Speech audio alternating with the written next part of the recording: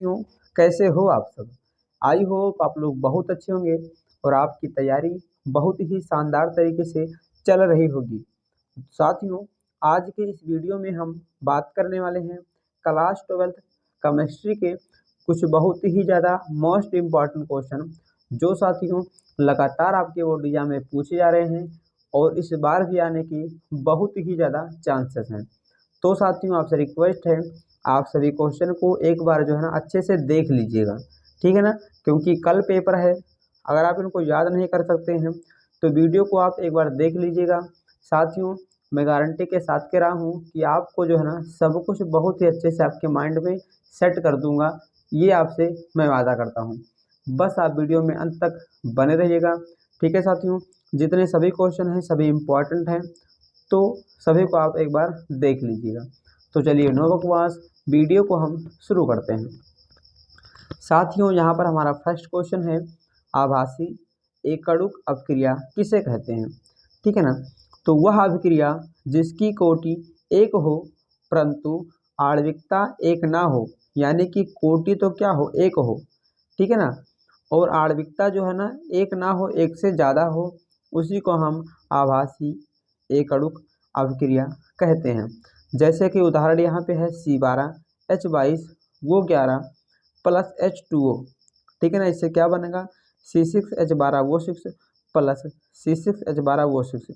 यहाँ पे आपको बता दूँ ये क्या है, तो ये हमारा चीनी है दोस्तों। ये क्या है, C12H22 11, ये क्या है, चीनी का सूत्र है। H2O क्या है, जल है। और C6H12 वो 6 क्या है, ग्लूकोज है, ये भी ग्लूकोज है। अब हम इससे जो है ना इसका डिफिनेशन समझते हैं। क्या डिफिनेशन था कि जिसकी कोटि एक हो। यहाँ पे आप देखिएगा, यहाँ पर कितने हैं, केवल एक है। यहाँ पर H2O जो है काउंट नहीं होगा, मेन जो है ना वहाँ पे केवल एक ही है। तो कोट क्या हो गया, एक हो गया। आणविकता देखिए, एक और एक दो है, प्लस लगा है ना, तो एक एक दो, यानी कि जो कोट है वो एक हो और आणविकता एक से ज़्यादा हो या फिर दो हो, तो उसी को हम आभासी एकणुक अभिक्रिया कहते हैं। साथियों, आशा करता हूँ कि आप इसको बहुत ही बेहतरीन तरीके से समझ गए होंगे। तो अब हम चलिए बात कर लेते हैं हमारा जो अगला मोस्ट इम्पॉर्टेंट क्वेश्चन है। आपको सिंपल से याद रखना है कि कोटि एक हो, आणविकता एक से ज़्यादा हो, उसी को आभासी एकणुक अभिक्रिया कहते हैं। उसके बाद में साथियों यहाँ पर एक क्वेश्चन है और मोस्ट इम्पॉर्टेंट है कि कोल राउस का नियम क्या होता है? ठीक है साथियों, क्या है कोल राउस का नियम? आप देखिएगा तो ये क्वेश्चन मोस्ट इम्पॉर्टेंट है साथियों, ठीक है ना? और जो मैंने एक इम्पॉर्टेंट क्वेश्चन का एक वीडियो लेकर आया हुआ था, ठीक है ना, संपूर्ण बुक के, उसमें भी मैंने इन सभी क्वेश्चन को बताया हुआ था, ठीक है ना? और इसमें उसका उत्तर बता रहा हूँ, बस सिंपल सा दोस्तों आपको पढ़ लेना है। तो क्या होता है, तो इसके अनुसार यानी कि कोलराउस के नियम के अनुसार वैद्युत अपघट्टों के विलयन में अनंत तनुता पर वैद्युत अपघट्ट पूर्ण अपघटित हो जाता है। वैद्युत अपघट्ट में उपस्थित प्रत्येक आयन साथी आयन से प्रभावित हुए बिना स्वतंत्र रूप से अनुगमन करता है तथा चालकता में एक निश्चित मात्रा में योगदान करता है। यही साथियों कोलराउस का नियम है। अब यहाँ पर देखिएगा कि जो कोलराउस का नियम है ना, वो बताता है, क्या बताता है कि वैद्युत अपघट्टों के विलयन में दोस्तों कोई भी क्या हो, वैद्युत अपघट्ट हो, ठीक है ना, उसका दोस्तों कोई भी विलयन हो, उसमें अगर हम अनंत तनुता पर क्या करेंगे, कोई अनंत तनुता पर अगर हम वैद्युत अपघट्ट जो होता है ना, वो क्या होता है, पूर्ण रूप से अपघटित हो जाता है, पूर्ण रूप से टूट जाता है। यानी कि साथियों कोई भी वैद्युत अपघट्ट हो, ठीक है ना, अगर उसका विलयन लेंगे और उसको अनंत तनुता पर करेंगे तो पूर्ण रूप से क्या हो जाएगा, टूट जाएगा, अपघटित हो जाएगा। वैद्युत अपघट्ट में उपस्थित प्रत्येक आयन, यानी जब ये टूटेगा ना, तो इसमें जो उपस्थित जो आयन होते हैं, ठीक है ना, दो जो पॉजिटिव और निगेटिव जितने भी आयन होते हैं, ठीक है ना, वो अपने साथी आयन से प्रभावित हुए बिना ही, यानी जो आयन उत्पन्न होंगे वो अपने जो पड़ोसी होते हैं उनसे मतलब उनसे क्या करेंगे, बिना प्रभावित हुए क्या कर देते हैं, वो स्वतंत्र रूप से इधर उधर गमन करते हैं, इधर उधर घूमते हैं। मतलब कि जो पड़ोसी होता है ना, जो आयनों का जो पड़ोसी होता है, वो उससे दोस्तों बिना मदद के क्या करते हैं, स्वतंत्र रूप से इधर उधर घूमते हैं और क्या करते हैं, चालकता में एक निश्चित योगदान देते हैं बस यही हमारा कोलराउस का नियम होता है, ठीक है ना। यहाँ पे वही लेमडा इक्वेशन क्या हो जाएगा, अनंत हो जाएगा, बराबर प्लस और माइनस, ठीक है ना। अब यहाँ पे अनंत तनुता पर है, ये यहाँ पे लिखा हुआ है, और अपघटित हो जाते हैं, मतलब कि ये प्लस में और माइनस में ये टूट गए, ठीक है साथियों।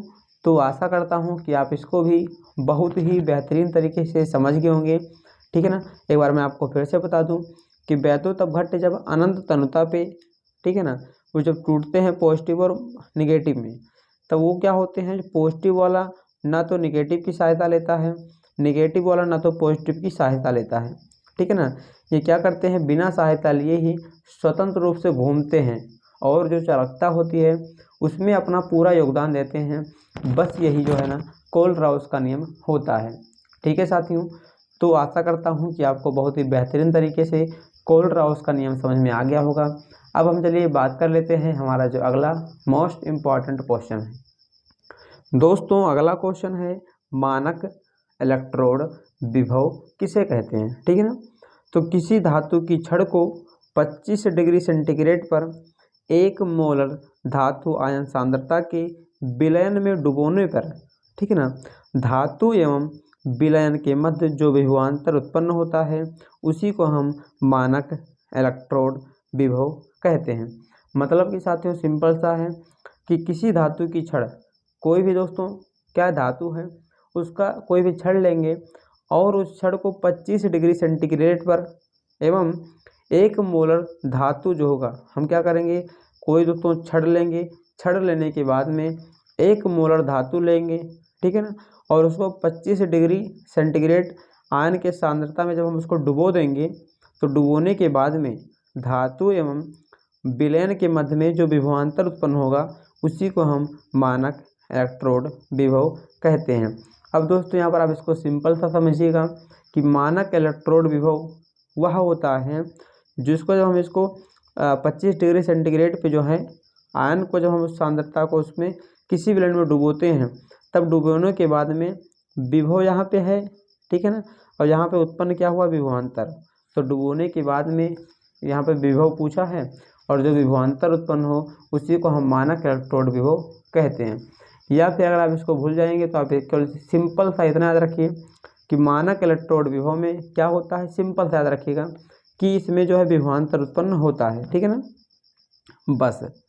तो साथियों आशा करता हूँ कि आप इसको भी बेहतरीन तरीके से समझ गए होंगे। अब हम आगे बात कर लेते हैं। दोस्तों हमारा अगला क्वेश्चन है निर्दिष्ट समीकरण। ये भी साथियों मोस्ट इम्पॉर्टेंट है, ठीक है ना, इसको भी आप अच्छे से तैयार कर लीजिएगा।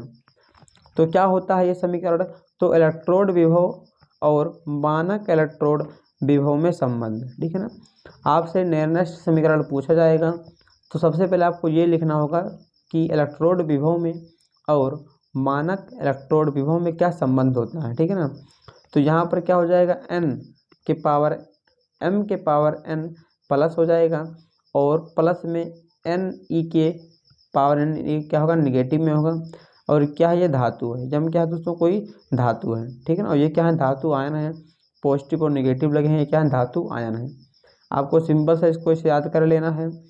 अब दोस्तों यहाँ पर क्या है कि माना किसी ताप T, यानी T मतलब क्या, टेम्परेचर, तो माना किसी ताप यानी टेम्परेचर पर इलेक्ट्रोड जो है ना m या फिर m के पावर n प्लस है, या तो फिर m है दोस्तों और या तो फिर m के पावर n प्लस है, और उसके विभव अगर क्या है, E है, तो आयनों का सांद्रता जो है क्या हो जाएगा, m के पावर n प्लस में निम्न संबंध होता है। यानी कि साथियों सिंपल सा इतना याद रखिएगा कि इलेक्ट्रोड विभव और मानक इलेक्ट्रोड विभव में संबंध ये होता है, ठीक है ना। और अगर हम तापमान को T मान लेते हैं, इलेक्ट्रोड को m मान लेते हैं, और तब उनमें क्या संबंध होता है, तो एक सूत्र निकल के आता है E बराबर E0 माइनस 2.303 RT अपान NF log 10, और दोस्तों इंटू 1 के पावर यहाँ पे सांद्रता आ जाएगा कौन सा, m के पावर n प्लस, ठीक है ना। आपको सिंपल सा इतना तैयार कर लेना है। क्या है, फिर से देख लीजिएगा, E बराबर E0 माइनस 2.303 RT अपान n इंटू F log 10 1 के पावर 1 अपान क्या हो जाएगा m के पावर n प्लस। ठीक है ना दोस्तों। अब यहाँ पे आखिर ये होता क्या है, तो ई नॉट क्या है, तो ई नॉट मानक इलेक्ट्रोड विभव है। ठीक है ना। आर क्या है, तो आर जो यहाँ पे आया है ये रहा आर, वो क्या है गैस नियतांक है, और गैस नियतांक का मान 8.312 या फिर 312, ठीक है ना, जूल के -1, या फिर इसको आप इन्वर्स बोल सकते हैं या फिर मोल इन्वर्स ये होता है। उसके बाद में साथियों यहाँ पर टी क्या है, तो सभी को पता है टी टेम्परेचर है, और मापेंगे किस में, केल्विन में। एफ क्या है, एफ जो है फेराडे है। फेराडे नियतांक कितना होता है 96,000, ठीक है ना, 485, ये है सेंटीग्रेड। और क्या है यहाँ पे मोल इनवर्स। ठीक है। और यन क्या है, तो यन नंबर है, मोलों की संख्या है। ठीक है साथियों। तो सिंपल सा आपको जो है ना निर्णय समीकरण में ये जो है समीकरण आपको याद कर लेना है, और समीकरण के प्रतीक आपको लिख देने हैं। अब हम चलिए बात कर लेते हैं हमारा जो अगला क्वेश्चन है साथियों, और मोस्ट इम्पॉर्टेंट है दोस्तों। अगला क्वेश्चन जो है ना बहुत ही ज़्यादा इम्पॉर्टेंट है कि वैद्युत रासायनिक श्रेणी किसे कहते हैं। ठीक है साथियों। इससे जो है क्वेश्चन बहुविकल्प में भी आते हैं, और ये क्वेश्चन जो है ना लॉन्ग आंसर टाइप क्वेश्चन में भी पूछा जाता है। ठीक है। तो विभिन्न धातुओं तथा अधातुओं के अपचयन विभव को, ठीक है ना, बहुत सारे धातु होते हैं, अधातु होते हैं, जब उनके अपचयन विभव को जब बढ़ते हुए क्रम में रखते हैं तो जो श्रेणी प्राप्त होती है उसी श्रेणी को हम वैद्युत रासायनिक श्रेणी कहते हैं। मतलब कि साथियों सिंपल सा है कि बहुत सारे क्या होते हैं धातु और अधातु होते हैं। ठीक है ना। सभी को पता है कि बहुत सारे धातु और अधातु होते हैं, और उनको जब अपचयन के विभव, जो अपचयन विभव के हिसाब से उनके जो हम बढ़ते हुए क्रम में रखते हैं, तो मान लीजिए कोई भी चीज़ को अगर आप बढ़ते हुए क्रम में रखोगे तो एक श्रेणी बन जाएगी, और इसी श्रेणी को हम वैद्युत रासायनिक श्रेणी कहते हैं। ठीक है साथियों। सिंपल सा आपको तैयार कर लेना है, रटना आपको बिल्कुल भी नहीं है। उसके बाद में साथियों यहाँ पर क्या है लक्षण, मतलब कि वैद्युत रासायनिक श्रेणी के क्या लक्षण होते हैं। तो दोस्तों सिंपल सा याद रखिएगा कि ऊपर से नीचे जाने पे अपचयन क्षमता बढ़ती है। यानी कि साथियों वैद्युत रासायनिक श्रेणी में अगर आप ऊपर से नीचे जाएंगे तो क्या होगा, जो अपचयन क्षमता है ना वो क्या होगी, बढ़ेगी। ठीक है ना। और नीचे से ऊपर जाएंगे तो फिर घटेगी, और ऊपर से नीचे आएंगे तो अपचयन क्षमता बढ़ेगी। और जिस तत्व का अपचयन विभव जितना ज़्यादा होता है वह उतना ही प्रबल आक्सीकारक होता है। ठीक है साथियों। मतलब कि कोई भी तत्व है अगर उसका अपचयन विभव ज़्यादा होगा तो इसका मतलब सिंपल सा है कि उसका जो है ना प्रबल आक्सीकारक भी ज़्यादा होगा, या फिर वो उतना ही प्रबल आक्सीकारक होगा। और दोस्तों कोई भी तत्व है अगर उसका अपचयन विभव कम होगा तो वो उतना ही कम क्या होगा, प्रबल अपचायक होगा। ठीक है साथियों। मतलब कि अगर विभव ज़्यादा है तो प्रबल आक्सीकारक, और विभव कम है तो प्रबल अपचायक होगा। ठीक है साथियों। आशा करता हूँ कि आप बहुत ही बेहतरीन तरीके से इसका डेफिनेशन और इसके लक्षण जो है ना समझ गए होंगे। ठीक है ना। अब हम इसका उपयोग जान लेते हैं। तो इसका उपयोग कहाँ पर होता है, तो धातुओं की क्रियाशीलता की तुलना में। यानी कि दोस्तों धातु जो होते हैं उनकी जब क्रियाशीलता को हम चेक करते हैं तो उनकी जब तुलना करते हैं, कंपटीशन उसमें करते हैं, तो हम वैद्युत रासायनिक श्रेणी का प्रयोग करते हैं। और फिर मानक वैद्युत वाहक बल का निर्धारण करने में। ठीक है साथियों। सिंपल सा इसका दो उपयोग पढ़ लेना है कि धातुओं की क्रियाशीलता की जब हम तुलना करते हैं कि कौन बढ़िया है कौन घटिया है, और या फिर जो वैद्युत वाहक बल होता है ना उसको जब हम निर्धारण उसका करते हैं तब हम वैद्युत रासायनिक श्रेणी का प्रयोग करते हैं। ठीक है साथियों। अब यहाँ पर हमारा अगला क्वेश्चन है और मोस्ट इम्पॉर्टेंट है साथियों कि फेराडे का नियम क्या होता है। ठीक है ना। फेराडे ने वैद्युत अपघटन के लिए नियम दिए थे, संख्या क्या थी 2, यानी इन्होंने 2 नियम दिए थे। ठीक है ना। तो प्रथम नियम क्या है इसको जान लेते हैं। तो प्रथम नियम के अनुसार या फिर फेराडे के प्रथम नियम के अनुसार वैद्युत अपघटन की प्रक्रिया में किसी इलेक्ट्रोड विशेष पर मुक्त पदार्थ का द्रव्यमान विलयन में प्रवाहित की गई वैद्युत की मात्रा यानी कुल आवेश के समानुपाती होता है।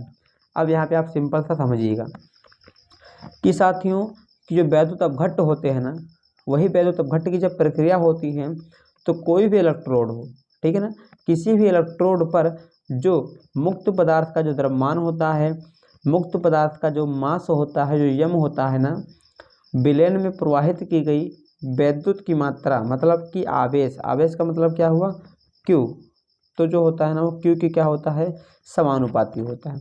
मतलब कि सिंपल सा दोस्तों डब्लू समानुपाती क्या हो जाएगा क्यू। इसका मतलब क्या है, अगर डब्लू बढ़ेगा तो क्यू भी बढ़ेगा और क्यू घटेगा तो डब्लू भी घटेगा, ठीक है ना। आपको सिंपल सा याद रखना है कि ये जो डब्लू है ना वो क्यू के समानुपाती होता है। यहाँ पे लिखा भी है वैद्युत की मात्रा मतलब कि कुल आवेश के समानुपाती होता है, ठीक है साथियों। उसके बाद में अगर हम इस समानुपाती को हटाएंगे तो यहाँ पर एक नियतांक आएगा जिसका नाम रहेगा जड़, यानी कि डब्लू बराबर जड़ इंटू क्यू दोस्तों हो जाएगा। तो ये है फैराडे का प्रथम नियम। अब हम चलिए फैराडे के सेकंड नियम को जान लेते हैं।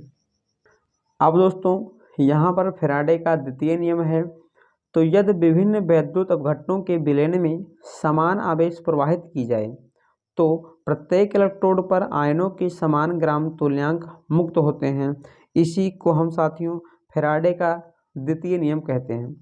यहाँ पे क्या लिखा है कि यदि विभिन्न वैद्युत अपघट्टों के विलयन में, यानी कि साथियों जो वैद्युत अपघट्ट है ना उसके अलग अलग हम क्या हैं विलयन लें, और उस विलयन में अगर हम समान आवेश का, ठीक है ना, या फिर समान आवेश उसमें हम प्रवाहित करें तो जो प्रत्येक इलेक्ट्रोड होगा ना उसमें क्या है समान ग्राम तुल्यांक मुक्त होते हैं, और इसी को हम फैराडे का द्वितीय नियम कहते हैं।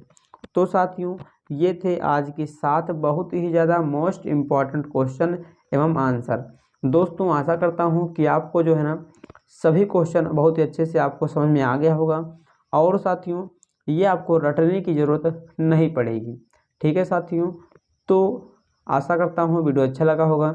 अगर आपको वीडियो अच्छा लगा हो तो वीडियो को लाइक करके दोस्तों में शेयर ज़रूर कर दीजिएगा, ठीक है ना। और पीडीएफ लेने के लिए आप जो है ना इस पर जो है मैसेज कर दीजिएगा, ठीक है।